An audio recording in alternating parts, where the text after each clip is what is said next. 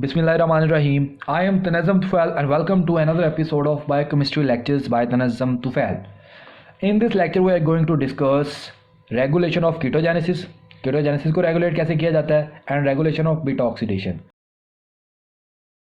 हमें पता है जो ट्राइसाइल ग्लिसरॉल है वहाँ से लिपोलाइसिस होगी और फ्री फैटी एसिड बनेगा किसमें, एडिपोज टिश्यू में। एडिपोज टिश्यू से फ्री फैटी एसिड आएगा ब्लड में, ब्लड से फिर जाएगा लिवर में फिर उसकी एक्टिवेशन होगी, साइल कोएंजाइम में बनेगा, फिर उसके आगे डिफरेंट रूट्स है। तो कीटोजेनेसिस 3 स्टेप्स पे रेगुलेट होती है, एक लिपोलाइसिस स्टेप पे, एक CPT1 गेटवे पे, एक कीटोजेनेसिस जब कीटोन बॉडीज बनने लगती है वहाँ पे। तो ये 3 स्टेप हैं जहाँ पे कीटोजेनेसिस रेगुलेट होती है। तो जो फैक्टर्स लिपोलाइसिस को प्रमोट करते हैं वो कीटोजेनेसिस को इन्हेंस कर देते हैं, ठीक है। जैसे कि ग्लूकागॉन है वो इन्हेंस करता है लिपोलाइसिस को, तो वो कीटोन बॉडीज प्रोडक्शन को भी इन्हेंस करता है, उसको भी प्रमोट करता है। इंसुलिन इनहिबिट करता है तो लिपोलाइसिस भी नहीं होगी और कीटोजेनेसिस भी नहीं होगी। फ्री फैटी एसिड आ गए, फ्री फैटी एसिड ब्लड में आए और लिवर में आ गए। अब लिवर में आके एक्टिवेट होके एसाइल कोएंजाइम ए बन गया। एसाइल कोएंजाइम ए या तो एस्टेरिफिकेशन से एसाइल ग्लिसरॉल्स बना देगा, अगेन लिपिड बना देगा लिवर में आके, और एसाइल कोएंजाइम या फिर बीटा ऑक्सीडेशन से एसिटाइल कोएंजाइम ए बना सकता है।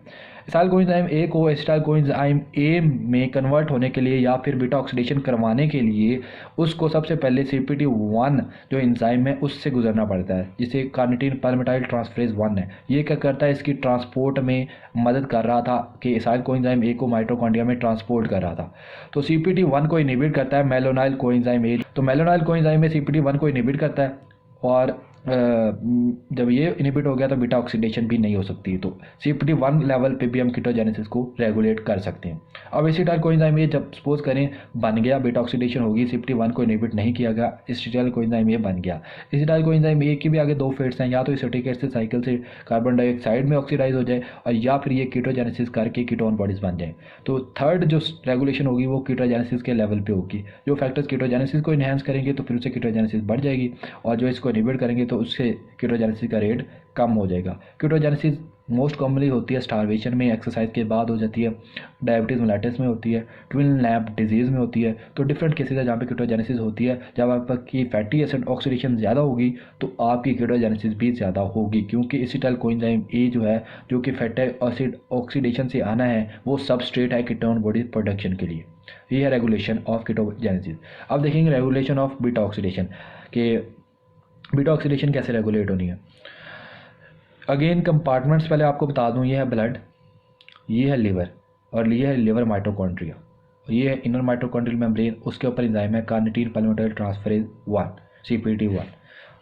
ब्लड में है हमारे पास फ्री फैटी एसिड, कहाँ से आया, लिपोलाइसिस ऑफ एडिपोज टिश्यू, यहाँ से आपको बताया था। तो यहाँ से फ्री फैटी एसिड ब्लड में आया, ब्लड से जब वो लिवर में जाएगा तो साइल कोएंजाइम ए बनेगा। साइल कोएंजाइम ए के एक तो फेट था कि एस्टेरिफिकेशन करे, साइल ग्लिसरॉल बने, फिर वो लिवर से ब्लड में गया in the form of VLDL। यहाँ पे मैंने बताया था कि साइल कोएंजाइम में एस्टेरिफिकेशन से साइल ग्लिसरॉल भी बना सकता है। तो एक फेट तो ये है। दूसरा फेट ये है कि ये CPT1 जो है उसके से होता हुआ उस एंजाइम को यूज़ करते हुए ट्रांसपोर्ट हो जाए into the mitochondria acyl coenzyme में, फिर acyl coenzyme A beta oxidation से एसिटाइल कोएंजाइम ए बनाए, और एसिटाइल कोएंजाइम ए या तो TCA साइकिल को फॉलो कर ले या कीटोजेनेसिस को फॉलो कर ले, ठीक है। ये 2 फेट्स हैं एसाइल कोएंजाइम ए के। दूसरी तरफ हमारे पास ब्लड में ग्लूकोज भी पड़ा हुआ है। ग्लूकोज की ग्लाइकोलिसिस से क्या बनेगा, एसिटाइल कोएंजाइम ए।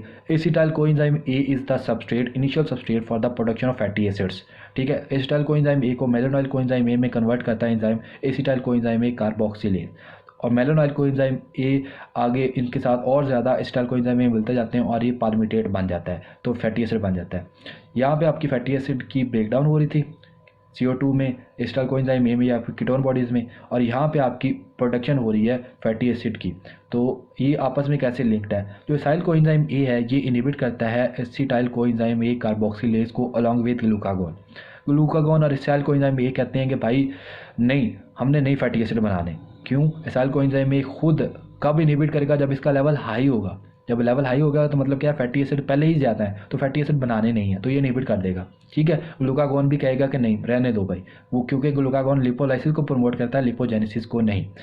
इंस्टेड जो इंसुलिन है वो क्या करता है, उसका ऑपोजिट इफेक्ट है, वो लिपोजेनेसिस को प्रमोट करता है और लिपोलाइसिस को इनहिबिट करता है। तो ये लिपोजेनेसिस को प्रमोट करेगा और इसके यहाँ पे पॉजिटिव रेगुलेट करेगा एसिटाइल कोएंजाइम ए कार्बोक्सिलेज को, ठीक है। और जो मेलोनाइल कोएंजाइम ए बना ये इनहिबिट करता है CPT1 को, ठीक है।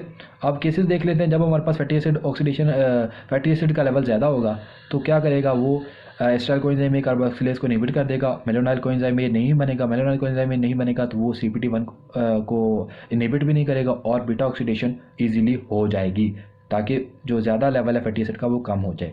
ठीक है। दूसरा सिनेरियो ये है कि जब आपके पास एसिटाइल कोएंजाइम ए कम होगा तो acetyl coenzyme A carboxylase inhibit नहीं होगा, मेलोनाइल कोएंजाइम ए बनता रहेगा। ये ज़्यादा होगा तो ये इनहिबिट करेगा CPT1 को। CPT1 जब इनहिबिट हो जाएगा तो बीटा ऑक्सीडेशन भी इनहिबिट हो जाएगी और जो एसिटाइल कोएंजाइम ए जो है जिसकी लेवल पहले ही कम है वो उसकी बीटा ऑक्सीडेशन स्टॉप हो जाएगी और उसका लेवल ज़्यादा होना स्टार्ट हो जाएगा, क्योंकि बीटा ऑक्सीडेशन कम होगी और सिंथेसिस ज़्यादा होगी। तो इस तरीके से सिंथेसिस और ऑक्सीडेशन आपस में रिलेटिवली कंट्रोल्ड की जाती हैं, क्योंकि अगर आप एक साइकिल और दूसरे साइकिल को दोनों को एट अ टाइम स्टार्ट करवा दें तो फ़ायदा कोई नहीं, एक तरफ बन रहा है दूसरी तरफ टूट रहा है। तो अल्लाह ताला ने एट अ टाइम एक साइकिल चलाया, इधर बन रहा है इधर टूट रहा है। जब ये बन रहा है तो टूट नहीं रहा, जब टूट रहा है तो बन नहीं रहा।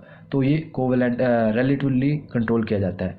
तो ये थे हमारे पास कीटोजेनेसिस की रेगुलेशन और बीटा ऑक्सीडेशन की रेगुलेशन।